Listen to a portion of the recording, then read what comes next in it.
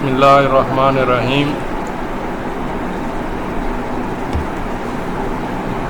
ہمارا آج کا موضوع ہے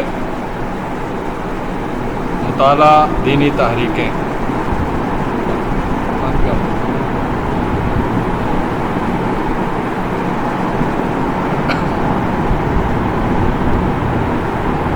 اس کے مختلف حصے ہم پڑھیں گے۔ آج پہلا حصہ ہے مبادیات۔ اس حصے میں ہم دینی تحریکوں کا بہت ہلکا پھلکا سا اور ابتدائی جائزہ اور تعارف پیش کریں گے۔ اگلے حصوں میں بتدریج معلومات بڑھتی جائیں گی۔ تو سب سے پہلے یہ دیکھیں کہ قدیم اسلامی تحریکیں کون سی تھیں۔ نبی اکرم صلی اللہ علیہ وسلم کی زندگی اور آپ کا ایک ایک صحابی مکمل ایک تحریک تھا، لیکن خلافت راشدہ کے بعد بتدریج مسلمانوں میں کمزوریاں پیدا ہوئیں اور سب سے پہلے حکمرانوں میں کمزوریاں اور خرابیاں پیدا ہوئیں۔ تو پہلے جو مجدد ہیں یا پہلے ایسے انسان جنہوں نے بگاڑ کا مقابلہ کیا اور بہت بڑے پیمانے پر کیا، وہ حضرت عمر بن عبدالعزیز تھے۔ تابعی تھے، خلیفہ بنے اور انہوں نے اپنی خلافت کے اندر بے شمار اصلاحات کی۔ پھر ان کے بعد ائمہ اربعہ کا دور ہے۔ ہر امام نے اپنی اپنی جگہ پر دین کے احیاء اور تجدید کا کام کیا۔ پھر اس کے بعد محدثین ہیں، محدثین سیاستہ۔ اس کے بعد ایک عالم آئے امام غزالی۔ انہوں نے ان کے اندر کمزوریاں بھی تھیں، کیونکہ عقلی بھی تھے، صوفی بھی تھے، اشعری بھی تھے، لیکن انہوں نے کچھ نئی تحقیقات بھی پیش کی، خصوصاً جو احیاء علوم الدین ہے اس کے اندر۔ پھر ان کے بعد امام ابن تیمیہ آئے۔ انہوں نے بھی بہت ساری اصلاحات کا کام کیا اور بہت بڑے پیمانے پر کیا۔ امام غزالی کی کمزوریاں بھی امام ابن تیمیہ نے واضح کی۔ امام ابن تیمیہ کے بعد بے شمار لوگ آئے صدی بصدی۔ مجدد الفسانی 1000 ہجری کے بعد پیدا ہوئے۔ انہوں نے دین اکبری کا مقابلہ کیا۔ پھر شاہ ولی اللہ آئے۔ پھر آخری تازی صدی میں حضرت علامہ اقبال آئے۔ تو یہ نام اس لیے پیش کیے ہیں تاکہ آپ پرانے جو اسلامی تحریکوں کے سرکردہ لوگ ہیں ان کے نام پہچان سکیں۔ بنیادی طور پر صحابہ کے دور کے فوراً بعد، بلکہ ان کے آخری دور میں ہی 2 بڑے گروہ بن گئے، سنی اور شیعہ۔ سنی وہ تھے جو جمہور اہل اسلام تھے، اور شیعہ وہ تھے جو الگ ہو گئے۔ شیعہ جو ہیں یہ حضرت علی رضی اللہ عنہ کو تمام صحابہ سے افضل سمجھتے تھے اور دین میں امامت کے قائل تھے، یعنی 12 امام انہوں نے اپنے مخصوص کیے جو ایک ہی نسل سے تھے۔ دین کے ماخذ سنی اور شیعہ کے جو دین کے ماخذ ہیں ان میں قرآن ان کا مشترک ہے۔ بعض غالی شیعہ کہتے ہیں کہ قرآن میں کمی کوتاہی ہوئی ہے، لیکن عام شیعہ یہ نہیں کہتے۔ کتب احادیث شیعہ اور سنیوں کی الگ الگ ہیں۔ ہماری مشہور کتب احادیث سیاستہ ہیں، لیکن شیعوں کی کتب احادیث سیاستہ نہیں ہیں، وہ اور ہیں۔ ارکان اربعہ ملتے جلتے ہیں، یعنی نماز، روزہ، حج، زکوٰۃ کا جو طریقہ ہے شیعہ اور سنی کا تقریباً قریب ہے۔ محرم کی رسوم مناتے ہیں، ان کے اہم تہوار ہیں عید غدیر خم، غیر اللہ سے استعانت، اور ائمہ کرام پنج تن پاک کا حاضر ناظر کا عقیدہ اور بدعات، یہ ساری چیزیں شیعوں کے اندر موجود ہیں۔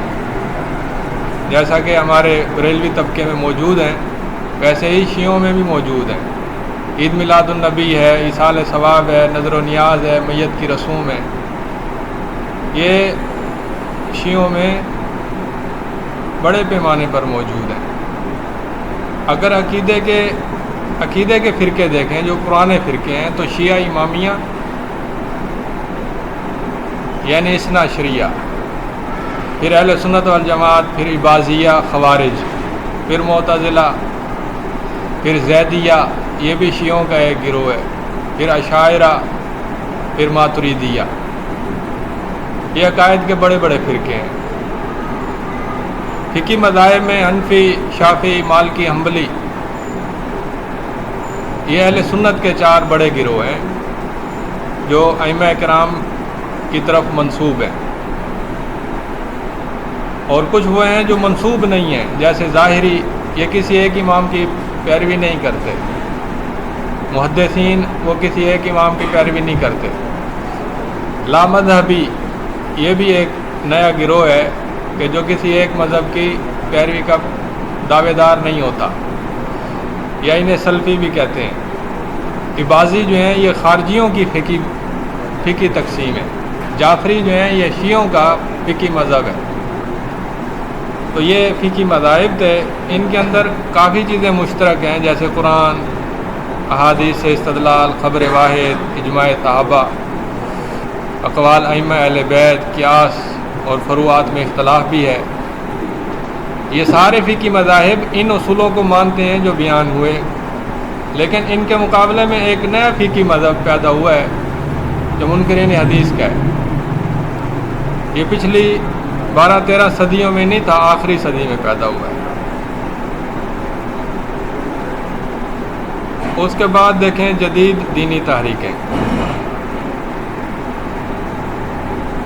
جدید دینی تحریکیں 4 قسم کی ہیں، کچھ علمی ہیں، کچھ عوامی اور دعوتی ہیں، کچھ دینی اور سیاسی ہیں، اور کچھ عسکری ہیں، جہادی۔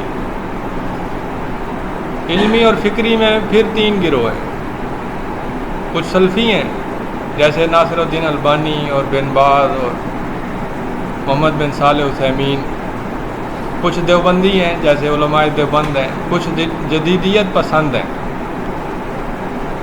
جدیدیت پسند وہ ہیں جنہوں نے اسلام کے اجتماعی تصور کو واضح بھی کیا اور اسلامی سیاست کو واضح کیا، اور اس کے ساتھ ساتھ انہوں نے کچھ انحراف بھی اختیار کیا، جیسے جمال الدین افغانی، مفتی محمد عبدہ، شبلی نعمانی، سر سید احمد خان، حمید الدین فراہی، سید مودودی وغیرہ۔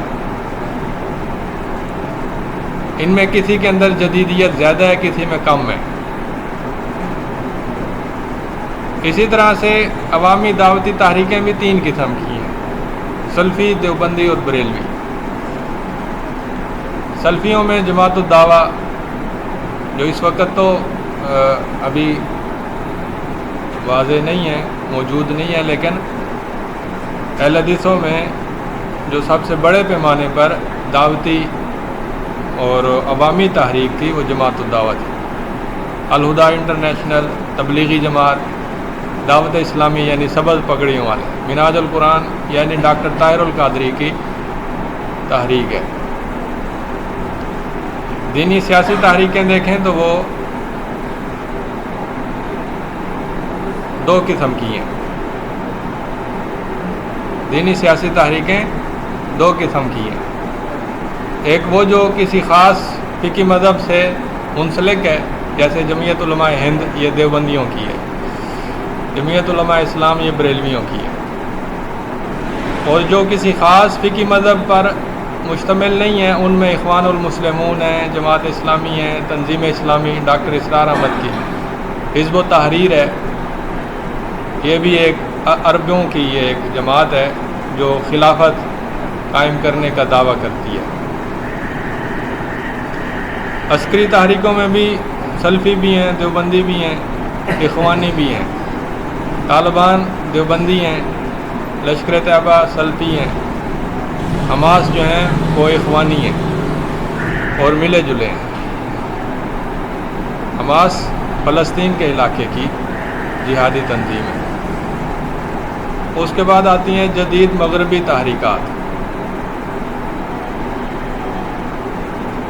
جدید مغربی تحریکات میں سب سے بنیادی جو تحریکیں ہیں وہ ہیں جدیدیت، ماڈرنزم، یعنی عیسائیت جب یورپ میں موجود تھی تو اس کے رد میں اور اس کو ختم کرنے کے لیے ایک تحریک پیدا ہوئی جسے تحریک تنویر بھی کہتے ہیں، جدیدیت بھی کہتے ہیں، ماڈرنزم۔ ان کا کہنا یہ تھا کہ پادری کی کوئی خاص اہمیت نہیں ہے، انجیل کی تشریح خود بھی کر سکتے ہیں، اور سب سے بڑا مذہب انسان پرستی ہے، اللہ اور رسول اور آخرت یہ چیزیں اتنی اہم نہیں ہیں، انسان کی حیثیت زیادہ اہم ہے۔ پھر جو ہے وہ سیکولرزم یعنی مذہب سے آزادی کا رجحان پیدا ہوا۔ یہ سن 1600 عیسوی کی بات ہے۔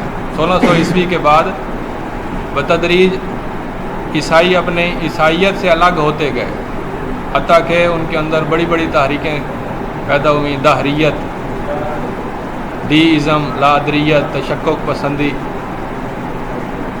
دہریت ہے کہ اللہ کا بالکل انکار کر دینا، ایتھیزم بھی اسے کہتے ہیں۔ ڈیزم کہتے ہیں کہ اللہ موجود تو ہے لیکن اس کا انسانوں سے کوئی تعلق نہیں ہے، یہ سے ڈیزم کہتے ہیں۔ لادریت کہتے ہیں کہ اللہ ہے یا نہیں ہے ہم نہیں جانتے، یہ لادریت ہے۔ اور تشکک پسندی یہ ہے کہ اللہ ہے تو صحیح لیکن ہمیں پورا یقین نہیں ہے، شک ہے کہ ہے وہ۔ اسی طرح مارکسزم اور کمیونزم، یہ دو تحریکیں بھی دہریت پر مبنی تھیں، منکرین خدا کی تحریکیں تھیں۔ اس کے بعد علمیات یعنی علم کیسے حاصل کیا جائے۔ یورپ میں تحریک چلی اقلیت پسندی کی کہ وحی، تورات، انجیل ان کی کوئی ضرورت نہیں ہے، عقل کافی ہے، اسے ریشنلزم کہتے ہیں۔ ایک تحریک چلی وجدان پسندی کی، یعنی جو ہمارا دل چاہے وہ ہم کریں، خواہش، یہ وجدان پسندی تھی۔ اور ایک تحریک چلی حواس پسندی، یعنی جو ہمیں نظر آئے گا ہم اسے مانیں گے، جسے سائنس کہتے ہیں۔ سائنس تو سائنٹیفک میتھڈ، یعنی جو چیز تجربے میں آئے، مشاہدے میں آئے، وہ قابل تسلیم ہے۔ اور ایک تحریک چلی لادریت کی کہ اللہ کا وجود ہے یا نہیں ہے ہم نہیں جانتے، زندگی کا مقصد کیا ہے ہم نہیں جانتے، مرنے کے بعد زندگی ہے یا نہیں ہے ہم نہیں جانتے۔ یہ ساری مغربی تحریکیں ہیں جو مذہب کے زوال کے بعد پیدا ہوئیں۔ اخلاقیات میں جو تحریکیں پیدا ہوئیں ان میں ایک نفعیت ہے، پریگماٹزم۔ اس کا مطلب یہ ہے کہ موقع سے فائدہ اٹھاؤ۔ اگر آپ کو کسی موقع پر کوئی چیز فائدہ دے رہی ہے تو حق اور باطل کیا ہوتا ہے اس کی کوئی ضرورت نہیں ہے، درست اور غیر درست کیا ہے، اچھا یا برا کیا ہے اس کی سمجھنے کی ضرورت نہیں ہے، بس موقع سے فائدہ اٹھاؤ۔ اسی طرح افادیت کا ایک نظریہ ہے، اسے انگریزی میں کہتے ہیں یوٹیلیٹیرینزم۔ افادیت یہ ہے کہ جو چیز ایک ایک انسان کو یا مجموعی طور پر سارے انسانوں کو زیادہ سے زیادہ دنیاوی فائدہ دے اس کو اپنانا چاہیے۔ یہ آخرت کی ضد تھی، آخرت پسندی کی۔ اسی طرح فرائیڈزم ہے۔ فرائیڈزم یہ ہے کہ انسان کی جو اصل ہے وہ ایک شہوانی جانور کی ہے، تو انسان اس کو کچلتا ہے، دباتا ہے، تو یہ پھر خوفناک طریقے سے اس کے اندر مختلف طریقوں سے ظاہر ہوتی ہے، لاشعور میں دب جاتی ہے، پھر وہ یہ موقع پرستی جو ہے نا، پریگمٹزم، موقع پرستی، یہ جو لفظی ترجمہ ہم کرتے ہیں نا، یہ حقیقت میں صحیح ترجمہ نہیں ہوتا۔ پریگمٹزم کی جو فلسفیانہ بنیادیں ہوتی ہیں وہ یہ ہے کہ اللہ رسول آخرت کے انکار کے بعد پھر مواقع سے فائدہ اٹھانا۔ ایسا نہیں کہ دیندار ہو اور پریگمٹزم پر عمل کرے، ایسا نہیں ہوتا۔ پہلے یہ سیکولرزم کی شاخیں ہیں، پریگمٹزم، یوٹیلیٹیرینزم، فرائیڈزم، لائی ادریت، مارکسزم، یہ ساری سیکولرزم کی شاخیں ہیں۔ اسی طرح سرمایہ دارانہ نظام، یہ بھی سیکولرزم کی شاخ ہے کہ ہر انسان کو کمانے کا حق ہے، یہ تو درست بات ہے، لیکن وہ کسی شریعت کا، کسی حلال حرام کا تابع نہیں ہے۔ آزادی، مساوات، ترقی کے اوپر مکمل ایمان لا کر سرمایہ دارانہ نظام اختیار کیا جاتا ہے۔ اسی طرح کمیونزم ہے جو بالکل ہی دہریت پر مبنی ہے۔ سرمایہ دارانہ نظام کی ایک سیاسی شاخ ہے لبرلزم، جسے جمہوریت، آزاد جمہوریت کہتے ہیں، اور کمیونزم کی ایک شاخ ہے سوشلزم، یہ مغربی تحریکیں ہیں۔ ادبی مکاتب فکر بھی ان سے پیدا ہوئے ہیں۔ کلاسیکیت یہ ہے کہ پرانے طریقے کے مطابق ادب اور فن کو پیش کیا جائے، اور رومانویت یہ ہے کہ رومانس یعنی عورت مرد کی محبت، عشق، اور اس طرح سے رومانس کے ذریعے ادب جو پیش کیا جائے اسے رومانویت کہتے ہیں۔ رمزیت کہتے ہیں کہ اشارات میں کوئی چیز سمجھائی جائے، بالکل صراحت کے ساتھ نہیں بلکہ رموز اور اشارات میں۔ ماڈرنزم کہتے ہیں کہ ماضی کا انکار کیا جائے، روایات سے بغاوت اختیار کی جائے، اور جو اجماعی امور ہیں، معاشرتی روایات ہیں، مذہبی روایات ہیں، ان سب کا انکار کیا جائے، اسے ماڈرنزم کہتے ہیں۔ واقعیت کہتے ہیں کہ جو چیز معاشرے میں موجود ہے اسے ہو بہو ویسے کا ویسے بیان کر دیا جائے، اسے واقعیت کہتے ہیں۔ مثال کے طور معاشرے میں بے حیائی عام ہے تو ادب میں بھی بے حیائی کو خوب دکھایا جائے، کوئی ایسا طریقہ اختیار نہ کیا جائے کہ ہم معاشرے کی صورتحال کو کوئی لپیٹ کر یا چھپا کر یا اس کی غلط طریقے سے اس کو پیش کریں، ایسا نہ کیا جائے، یہ واقعیت، ریئلزم اسے کہتے ہیں۔ ادمیت کی تحریک یہ ہے کہ کوئی خیر نہیں ہے، دنیا میں کوئی خیر نہیں ہے، ادمیت اسے کہتے ہیں نیہلزم، دنیا میں کوئی خیر نہیں ہے، کوئی اچھائی نہیں ہے، کوئی مثبت چیز نہیں ہے، معاشرہ ہو، حکومت ہو، افراد ہو، مذہب ہو، کوئی بھی چیز خیر نہیں ہے۔ اسی طرح وجودیت، سریالیت، لامعقولیت، یہ ادبی مکاتب فکر ہیں، فن برائے فن، ادب برائے ادب۔ اس کے بعد آتا ہے جدید عالم اسلام۔ جدید عالم اسلام میں کچھ تحریکیں وہ ہیں جو مقبول عام ہیں، اور کچھ وہ ہیں جو مقبول نہ ہو سکیں لیکن ہیں بڑی خطرناک، جیسے قادیانی ہیں، یہ مقبول نہیں ہیں، تھوڑے ہیں لیکن بڑی خطرناک ہیں۔ تو جو مقبول عام ہیں وہ چار قسم کی ہیں: سلفی، صوفی، انقلابی اور جدیدیت پسند۔ سلفیوں میں محمد بن عبد الوہاب اور جماعت اہل حدیث بر صغیر اور انصار السنہ مصر، یہ سلفی ہیں۔ صوفیوں میں دیوبندی صوفی بھی ہیں، بریلوی صوفی بھی ہیں، تبلیغی جماعت ہے۔ ترکی میں ایک تحریک بڑی مشہور ہوئی، نورسی تحریک، بدیع الزمان نورسی کی، یہ بھی صوفی ہے۔ جو تحریکیں سیاسی ہیں یا انقلابی ہیں ان میں سب سے مقبول، جو پوری دنیا میں سب سے زیادہ طاقتور گزری ہے، وہ اخوان المسلمون ہے۔ مصر کی ہے، لیکن اس کی شاخیں بہت سارے ملکوں میں ہیں، افریقہ کے ہر ملک میں ہیں، ایشیا کے کئی ملکوں میں۔ جماعت اسلامی ہند، یہ سید مودودی کی جماعت ہے، یہ بھی پاکستان میں، ہندوستان میں بنیادی طور پر ہے، لیکن ان کے اثرات پوری دنیا میں ہیں۔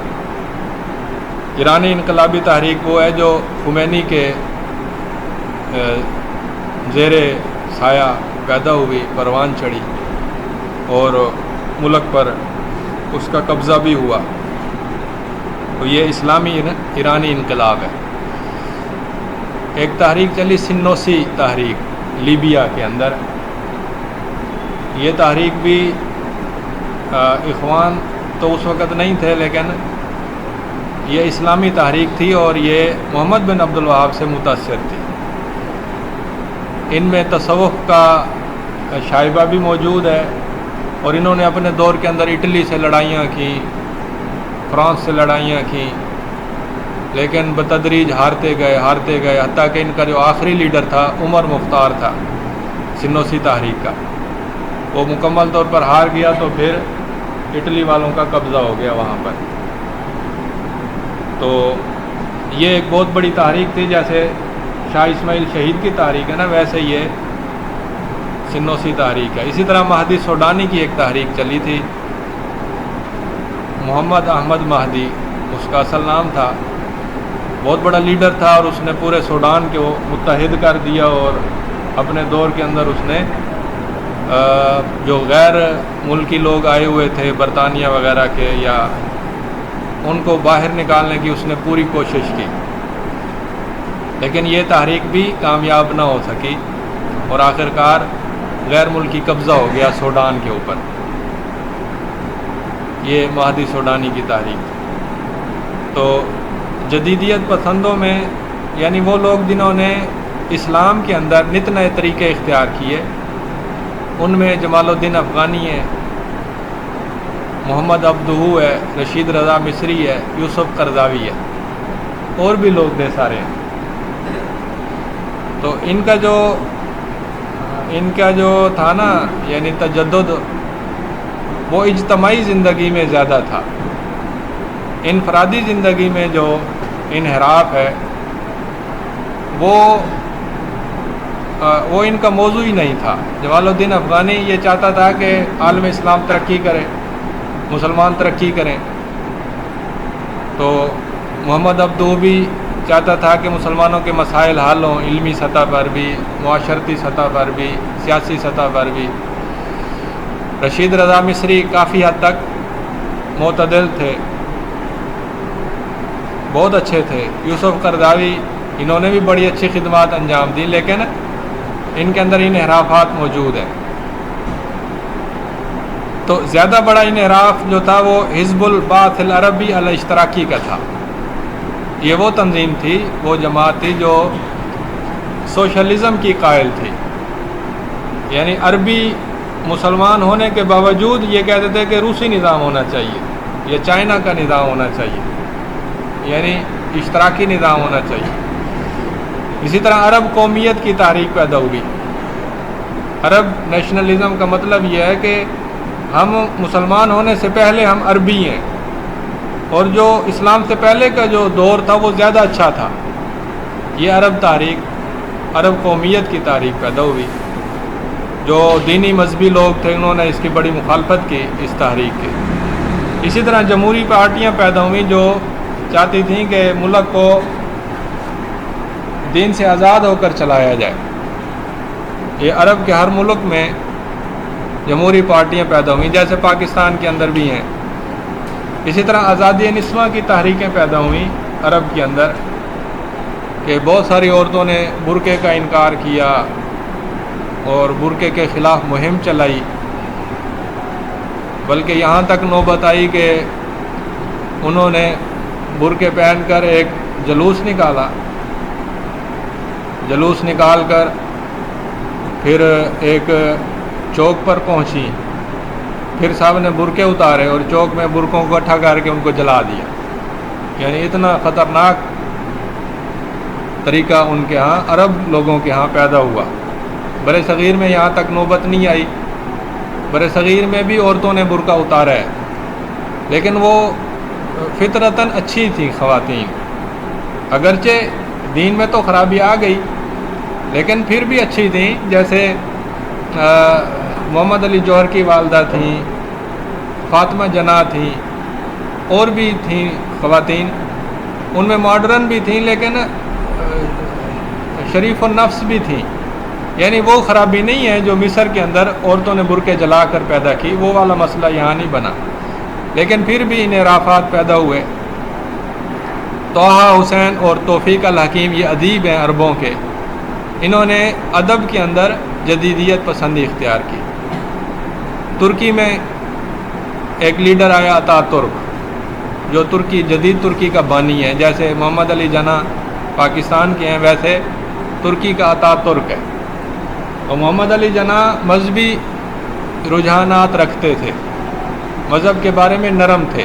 اتا ترک جو ہے وہ مذہب کے بارے میں بڑا شدید مخالف تھا، اس نے مسجدوں پر پابندی لگا دی، اذانوں پر پابندی، برقعوں پر پابندی لگا دی اپنے ملک کے اندر، تو دیندار لوگوں کا جینا اس نے حرام کر دیا۔ اسی طرح مصطفیٰ کمال پاشا ہیں، یہ بھی ترکی کے لیڈر ہیں۔ برصغیر میں سر سید مذہب پسند تھا، لیکن اس نے بھی بہت سارے امور کے اندر جدیدیت کو اختیار کیا، انحراف کو اختیار کیا، جس کے اثرات بعد والوں کے اندر زیادہ سے زیادہ گہرے ہوتے گئے۔ تو یہ مقبول عام تحریکیں تھیں۔ کچھ تحریکیں وہ تھیں جو مقبول نہیں ہو سکیں لیکن درمیانے درجے کی کامیاب ہوئیں، جیسے احیاء خلافت کی ایک تحریک ہے حزب التحریر، یہ عربوں کے ہاں زیادہ تھی، پاکستان میں اس کا چرچا نہیں ہے لیکن موجود ہے پاکستان میں۔ ہر ملک کے اندر نا اس پر پابندی ہے۔ یہ لوگ کہتے ہیں خلافت قائم ہو اور مقامی جو نظام ہے یہ غلط ہے، جمہوریت غلط ہے۔ ان حزب و تحریر والوں کا مسئلہ یہ ہے کہ یہ عقیدہ، نماز، روزہ، ان چیزوں پر بات ہی نہیں کرتے سرے سے، حالانکہ جب تک انسان صحیح مسلمان نہیں ہوگا وہ کیسے دین کی خدمت کے بڑے بڑے کام کرے گا۔ تو یہ خلافت کو قائم کرنا چاہتے ہیں بغیر کسی دینی احیاء کے۔ تو ان کا جو طریقہ ہے وہ یہ ہے کہ حکومت میں جو ووٹ کا نظام ہے اس میں حصہ نہیں لیتے حزب و تحریر والے، بلکہ اسے غلط کہتے ہیں اور اس کے شدید مخالف ہیں۔ یہ چاہتے ہیں مثلا یہ کہ فوج کے اندر کسی بڑے فوجی کو قائل کر لیا جائے اور اس کو کہا جائے جی ملک کا نظام بدل دو، اور وہ ماشاء اللہ لگا کر اسلام نافذ کر دے۔ یہ حزب و تحریر کا ایک طریقہ ہے۔ اسی طرح جماعت اسلامی مصر کے اندر ایک جماعت ہے، وہ بھی خلافت کا احیاء چاہتی ہے۔ جہادیوں میں عبد القادر الجزائری کی تحریک جہادی ہے، عمر مختار کی تحریک جہادی ہے، سیدین شہیدین کی تحریک جہادی تحریک ہے۔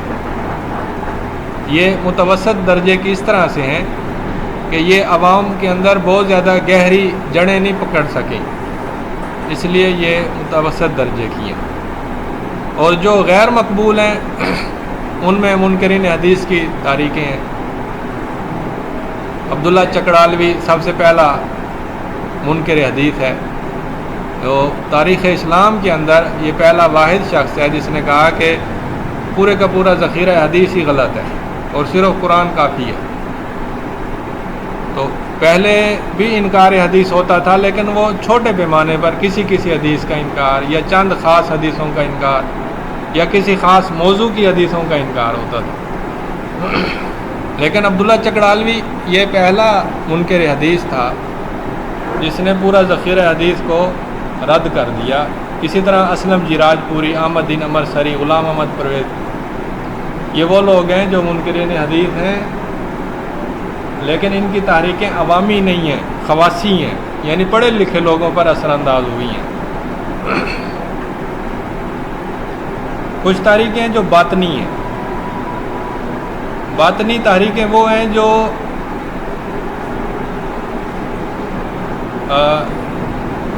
کہتی ہیں کہ قرآن کا ایک ظاہر ہے اور ایک باطن ہے۔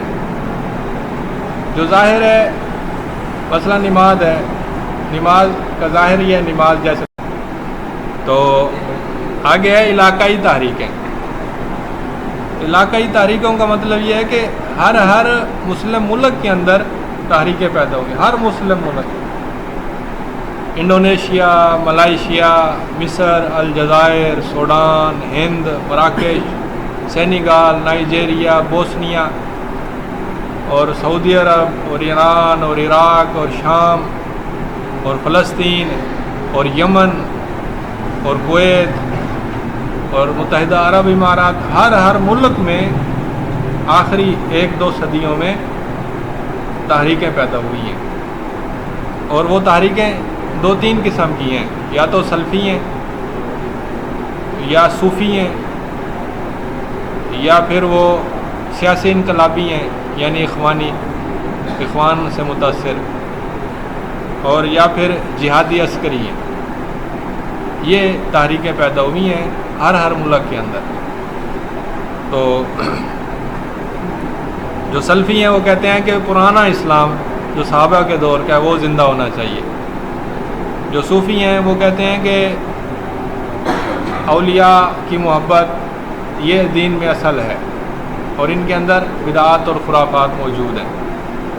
جو اخوانی سیاسی ہیں وہ کہتے ہیں جی ملک کا نظام اسلامی ہونا چاہیے۔ جو عسکری ہیں وہ کہتے ہیں کہ عسکریت کے ذریعے مسلمان غالب ہوں گے۔ ہندوستان کے اندر بھی تحریکیں پیدا ہوئی۔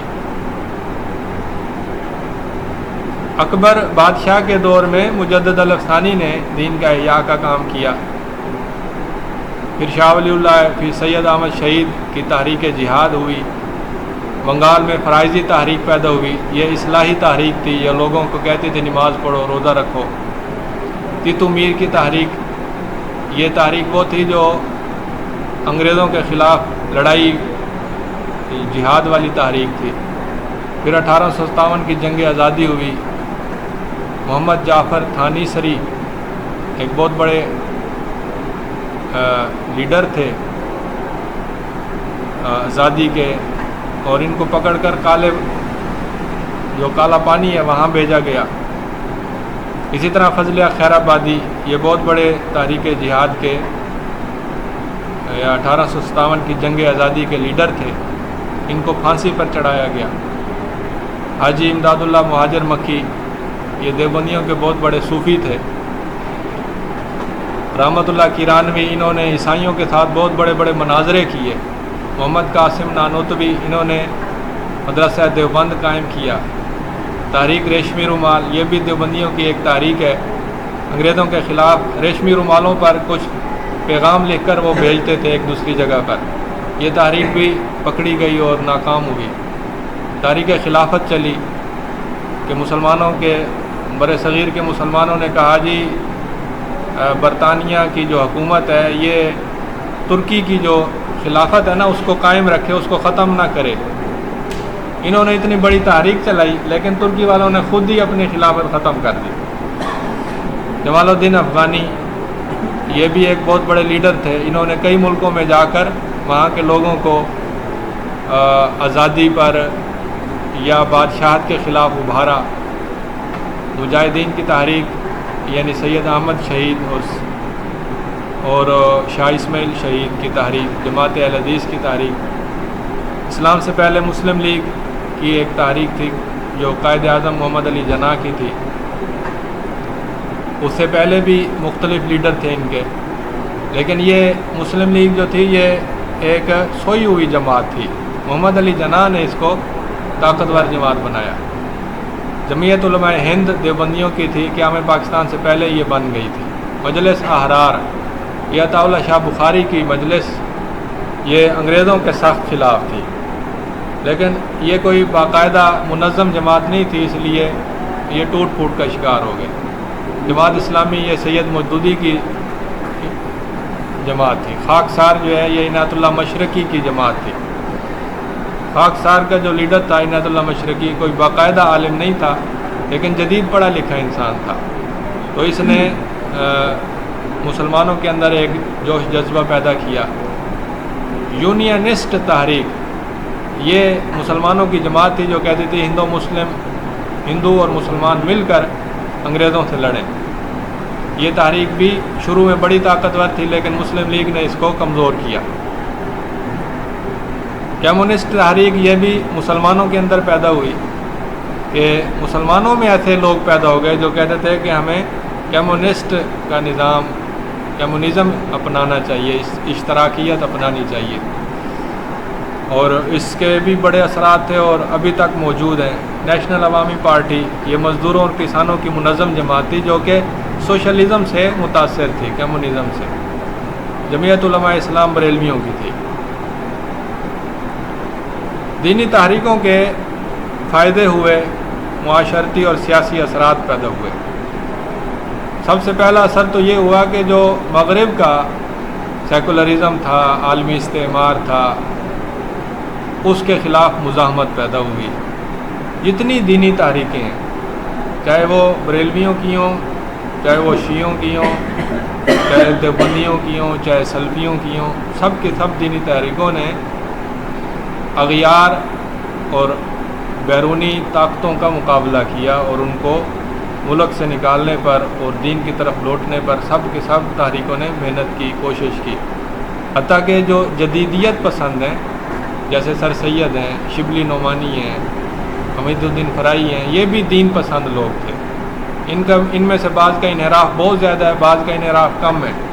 سید امیر علی یہ بھی بہت بڑے منحرف تھے، لیکن یہ دین پسند تھے۔ انہوں نے اچھی کتابیں لکھیں جو بڑی مفید کتابیں ہیں، لیکن مجموعی طور پر یہ جدیدیت پسند تھے۔ تو جتنی دینی تحریکیں ہیں جو دین سے لگاؤ اور محبت رکھتی ہیں، انہوں نے مغرب کا مقابلہ کیا۔ جن لوگوں نے مقابلہ نہیں کیا یا جو مغرب کی گود میں بیٹھ گئے یا مغرب کے ہم نوا ہو گئے، یہ وہ لوگ ہیں جو ملحدین ہیں، دہریے ہیں، دین کے باغی ہیں اور غالی ماڈرنسٹ ہیں، کلی ماڈرنسٹ ہیں، دین کے دشمن ہیں، سوشلسٹ ہیں، کمیونسٹ ہیں۔ یہ لوگ ہیں جو ہر قسم کی دینی تحریک کے خلاف تھے۔ تو دینی تحریکوں نے مسلمانوں کی سیاسی کمزوری کو ختم کیا، اگرچہ انحرافات تھے لیکن پھر بھی انہوں نے کوشش کی، آمریت کے خلاف مقابلہ کیا، مغربی تہذیب و ثقافت کا مقابلہ کیا، قومیت، عصبیت، تعلیمی پسماندگی، اس کا علاج کیا، دین کا احیاء کیا۔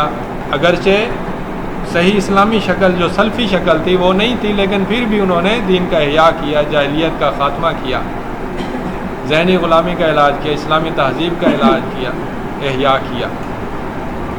معاشرتی خدمات بھی ہیں، رفاہی کام کیے، فلاحی کام کیے، مدارس بنائے اور نماز روزہ کی طرف توجہ دلائی، حقوق انسانی جو حقوق العباد ہیں ان کی طرف توجہ دلائی۔ سیاسی خدمات ہیں کہ نیشنلزم کا خاتمہ کیا۔ نیشنلزم بہت بڑی اور بری بلا ہے۔ حاکمیت الہی کا تصور پیدا کیا، دستوری اصلاحات کا مطالبہ کیا اور جدید سیاسی نظریات جیسے ڈیموکریسی ہے یا سوشلزم ہے، اس کی بے عملی کی نشاندہی کی، جہادی فکر پیدا کی اور اسلامی معاشی نظام کی کوشش کی۔ یہ دینی تحریکوں کے مجموعی طور پر معاشرتی اور سیاسی اثرات ہیں۔ تو جو ہماری گفتگو کا ماخذ ہے اس میں سب سے بڑی کتاب ہے الموسوعۃ المیسرہ فی الادیان والفرق والمذاہب المعاصرہ۔ اسی طرح ایک کتاب ہے تاریخ پاکستان اور نیشنلسٹ علماء، یہ کتاب ہے، بڑی اچھی کتاب ہے۔ پاکستان میں صوفیانہ تحریکیں، یہ بھی ایک بڑی زبردست کتاب ہے۔ ہندوستان میں وہابی تحریک آزادی فکر اور شاہ ولی اللہ، یہ مولانا ابراہیم میر سیالکوٹی کی کتاب ہے۔ یہ ماخذ تھے اور یہ ایک بنیادی تعارف تھا کہ اسلامی تحریکیں کیسے پیدا ہوئی، ان کی اقسام کون سی ہیں، ان کے اندر انحراف کس قسم کے ہیں اور ان کا مجموعی طور پر ان کا فائدہ ہوا یا نقصان ہوا۔ تو یہ ابتدائی باتیں تھیں، لیکن یہ کہ صحیح اسلامی شکل جو ہے وہ تو سلف صالحین کے طریقے پر ہونی چاہیے۔ تو سلفی تحریک کیا ہے اور اس کا فائدہ کیا ہے اور اس کے اثرات کیا ہیں، اور جو غیر سلفی تحریکیں ہیں اس کا فائدہ کیا ہے، نقصان کیا ہے اور اس کے اثرات کیا ہیں، یہ ساری باتیں پھر بعد میں اگلے لیکچروں میں ہوں گی۔ تو انہی باتوں پر اکتفا کرتا ہوں۔ السلام علیکم۔